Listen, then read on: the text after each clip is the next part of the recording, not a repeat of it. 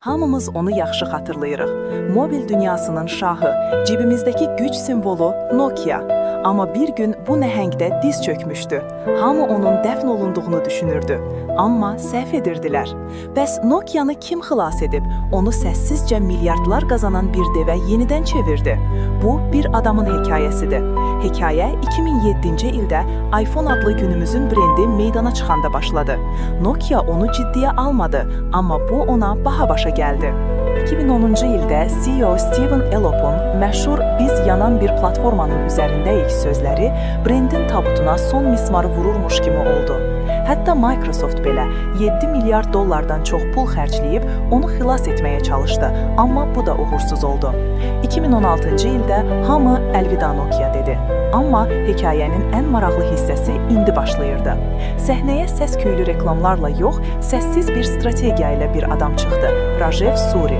O, 24 ilini Nokia'da keçirmişdi və şirkətin ruhunu bilirdi. Suri hamının getdiyi yolla getmədi. O, smartfon yarışını tamamilə unutdu və diqqətini tam başqa yerə yönəltdi, şəbəkə texnologiyalarına. Bu, böyük risk idi, amma dahi bir gediş idi.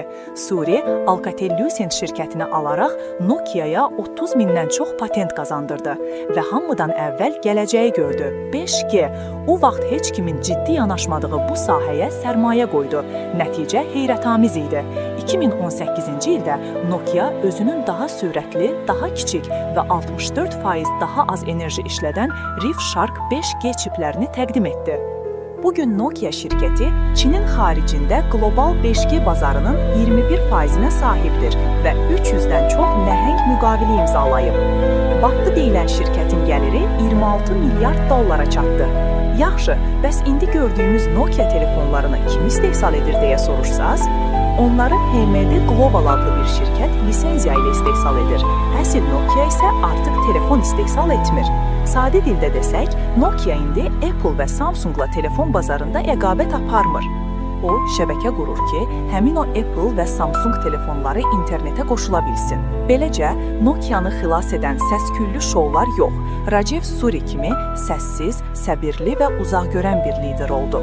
Buradan belə bir nəticəyə gəlirik ki, bəzən ən böyük zəfərlər ən səssiz strategiyaların arxasında gizlənir.